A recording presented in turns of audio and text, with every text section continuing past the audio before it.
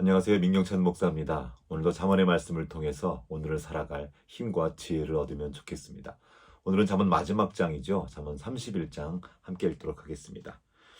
루엘 왕이 말씀한 바 곧 그의 어머니가 그를 훈계한 잠언이라.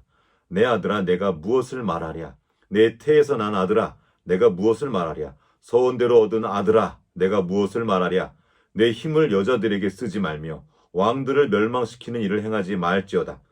루무에라, 포도주를 마시는 것이 왕들에게 마땅하지 아니하고 왕들에게 마땅하지 아니하며 독주를 찾는 것이 주권자들에게 마땅하지 않도다. 술을 마시다가 법을 잃어버리고 모든 곤고한 자들의 송사를 굽게 할까 두려우니라. 독주는 죽게 된 자에게, 포도주는 마음에 근심하는 자에게 줄지어다. 그는 마시고 자기의 빈궁한 것을 잊어버리겠고 다시 자기의 고통을 기억하지 아니하리라. 너는 말 못하는 자와 모든 고독한 자의 송사를 위하여 입을 열지니라. 너는 입을 열어 공의로 재판하여 곤고한 자와 궁핍한 자를 신원할지니라. 누가 현숙한 여인을 찾아 얻겠느냐? 그의 값은 진주보다 더하니라. 그런 자의 남편의 마음은 그를 믿나니 산업이 핍절하지 아니하겠으며 그런 자는 살아있는 동안에 그의 남편에게 선을 행하고 악을 행하지 아니하느니라.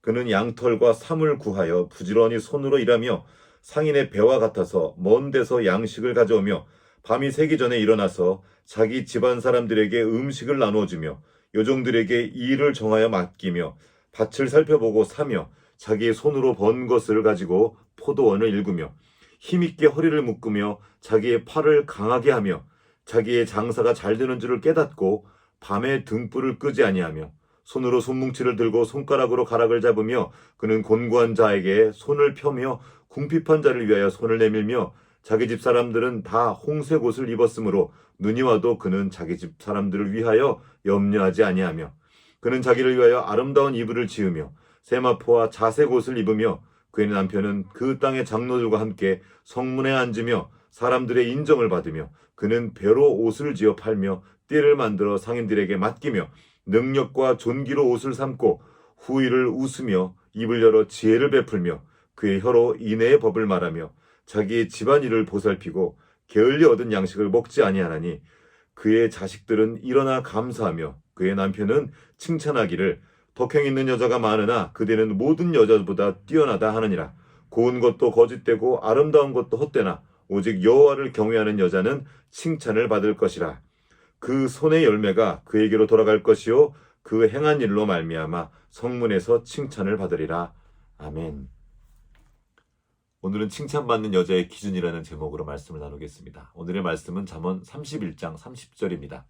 고운 것도 거짓되고 아름다운 것도 헛되나 오직 여호와를 경외하는 여자는 칭찬을 받을 것이라. 인류는 끊임없이 고운 것과 아름다운 것을 추구해왔습니다. 아무리 생각해봐도 고운 것과 아름다운 것은 나쁜 것이 아닙니다. 참 좋은 것이죠. 하나님도 천지를 창조하실 때 정말 곱고 아름답게 창조하셨지 않습니까? 그런데 잠언 기자는 왜 고운 것도 거짓되고 아름다운 것도 헛되다고 했을까요? 그것은 인류에게 죄가 들어온 이후에 고운 것과 아름다운 것이 타락하였기 때문입니다. 원래는 고운 것은 안도 곱고 바깥도 고운 것이었습니다. 아름다운 것도 안도 아름답고 바깥도 아름다운 것이었습니다. 그런데 이게 타락한 거예요. 겉은 곱지만 안은 더럽고 추한 일들이 너무 많아지게 된 것입니다. 범죄 이후에 사람들은 고운 것과 아름다운 것으로 사람들을 홀려서 속이고 넘어지게 하는데 사용하기 시작했습니다. 그래서 잠언은 다른 것을 이렇게 경고합니다. 내 마음에 그의 아름다움을 탐하지 말며 그 눈꺼풀에 홀리지 말라. 아름다움 때문에 속아서 넘어진 일이 있다는 겁니다. 아름다움을 탐하다가 크게 넘어진 사람 중에 아간이라는 사람이 있습니다. 아간은 광야에서 40년이나 훈련을 받았던 한 지파의 리더급의 사람이었습니다. 그런데 그가 가나안 땅에 들어가자마자 아름다운 곳에 홀려서 자신의 본분을 잃어버리고 말았습니다.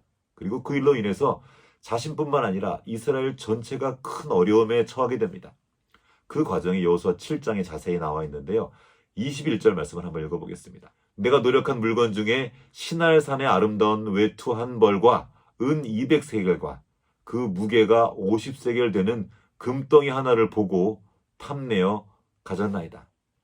아간은 광야의 힘겨운 훈련을 이겨냈지만 그 아름다운 것의 유혹은 이겨내지 못했습니다. 이 때문에 이스라엘은 아이성 전투에서 크게 패했고 정말 큰 손실을 입었습니다. 그리고 아간은 혼자 망한 것이 아니라 이스라엘 전체를 큰 위험에 빠뜨린 것입니다. 예수님도 이 아름다움과 관련돼서 이런 말씀을 남긴 일이 있습니다. 화 있을진저 외식하는 서기관들과 바리새인들이여, 회칠한 무덤 같으니 겉으로는 아름답게 보이나 그 안에는 죽은 사람의 뼈와 더러운 것이 가득하도다. 마태복음 23장에 있는 말씀입니다. 예수님께서 책망하신 이 회칠한 무덤은 오늘날에도 있죠.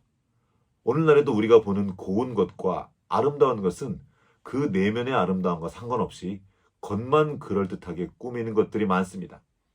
겉은 그럴듯하지만 그 실체는 무덤과도 같은 사람들이 있습니다. 그 안에 온갖 더러운 것과 생명과 상관없는 것들이 가득합니다. 아무리 아름답게 꾸며도 무덤은 무덤일 뿐입니다. 그곳에서 우리가 느끼는 것은 허무함과 무상함 뿐이죠. 오늘 말씀을 다시 한번 보겠습니다. 고운 것도 거짓되고 아름다운 것도 헛되나 오직 여호와를 경외하는 여자는 칭찬을 받을 것이라. 우리는 고운 것과 아름다운 것을 칭찬하고 부러워하는 세상을 살고 있습니다. 그러나 고운 것도 거짓되고 아름다운 것도 헛됩니다.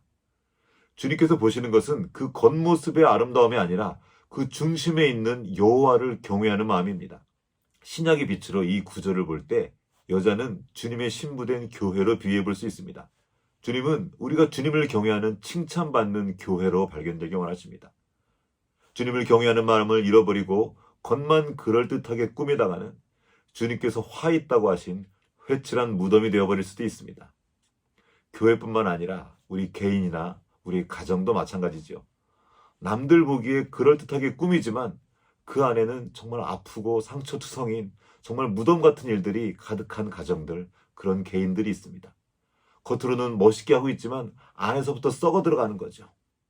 온갖 고운 것과 아름다운 것으로, 근사한 것으로 SNS를 장식했지만 그 내면은 썩어가고 있는 회칠한 무덤 같은 사람들이 가득한 세상입니다. 회칠한 무덤은 어디 멀리 있지 않습니다. 생명의 근원 대신 주님을 모시지 않은 껍데기는 다 회칠한 무덤입니다. 우리 모두에게 생명이신 주님의 말씀이 필요합니다. 그 무덤도 생명이신 주님을 가둘 수 없습니다. 우리가 주님을 우리 중심에 모시는 순간 그 생명이 우리를 새롭게 하고 우리의 안과 밖을 모두 아름답게 하실 것입니다. 우리가 겸손히 말씀을 따르며 주님 경외하기를 배우고 주님께 칭찬받는 주님의 순결한 교회로 발견되길 주님의 이름으로 축복합니다. 오늘로써 매일 하루 한 장 잠언을 읽고 묵상하고 나눈 지 31일이 되었습니다. 사실은 저로서는 쉽지 않은 일이었습니다. 잠언을 묵상하는 건 계속 해왔지만 그 묵상을 이렇게 영상으로 만들어서 다른 사람과 나누는 일은 처음이었기 때문입니다. 게다가 기계에 익숙하지 않아서 영상을 녹화하고 편집하는데 정말 시간이 많이 걸리더라고요. 그래서 잠언 묵상을 이런 형태로 계속 나누는 게 이게 가능할까? 이걸 계속 할 수 있을까 싶어서 고민하면서 기도하고 있었습니다. 그러던 중에 몇몇 분들이 개인적으로 잠언 묵상을 계속했으면 좋겠다는 메시지를 보내주셨고 또 한 지인과 대화를 나누면서 이걸 계속 해야 되겠다는 그런 마음을 다시 한번 먹게 됐습니다. 지금까지 몇 번이라도 이 잠언, 오늘 잠언 묵상을 함께 하신 분들은 앞으로도 계속 기도하시면서 그날의 잠언을 읽고 이 묵상에 함께 동참해 주시면 좋겠습니다. 혹시 아이들이 있으신 분들은 아이들과 함께 잠언을 읽고 또 영상을 보시면서 이 이야기를 대화의 내용으로 삼으셔도 좋을 것 같습니다. 그리고 생각날 때 저를 위해서도 중보를 부탁드립니다. 저는 저의 묵상을 나누지만 여러분 또한 말씀 앞에 머물면서 여러분의 묵상을 주님께 올려드리시기 바랍니다. 어떤 특별한 깨달음보다 중요한 것은 겸손히 듣고자 하는 마음으로 말씀 앞에 머무는 것입니다. 이것은 내 위에 하나님이 있다는 것을 인정하는 행위입니다. 이것으로부터 그래서 우리는 주님 경외하기를 배우게 되는 거죠. 우리가 주님 경외하기를 배우고 겸손히 그 말씀에 순종할 때 하나님께서 순종한 우리를 통해서 그 나라를, 그 하나님의 나라를 이 땅에 펼쳐 하실 것입니다. 2월이 28일까지밖에 없어서 지난 3일 동안 잠언 29장 그리고 31장까지 나누었는데요. 내일부터는 3월 4일이죠. 다시 정상적으로 돌아가서 오늘 잠언을 묵상하도록 하겠습니다. 3월 4일이니까 잠언 4장을 읽으시면 되겠죠. 5일에는 5장을 읽으면 되고, 혹시 이렇게 듣다가 잠언을 읽다가 빠뜨린 날은 그냥 지나쳐도 좋을 것 같습니다. 이전 것, 지난 것들을 다 읽으려 하다가 마음이 무거워져가지고 그냥 다 포기해버릴 수도 있기 때문입니다. 그래서 혹시 지나친다면 그냥 오늘 잠언, 7일이면 7일, 8일이면 8일 그 잠언을 펴서 읽다 보면 그 말씀을 통해서 주님께서 우리에게 말씀하실 것입니다. 그리고 우리의 삶을 순적하게 인도해 줄 것입니다. 잠언 묵상은 매일 아침 6시에 업로드 하려고 합니다. 아침이면 더 좋겠지만 아침이 아니더라도 하루 종일 편안한 시간들을 따로 떼어서 말씀을 묵상하고 말씀과 동행하시는 하루하루가 되시기를 저도 함께 기도하도록 하겠습니다.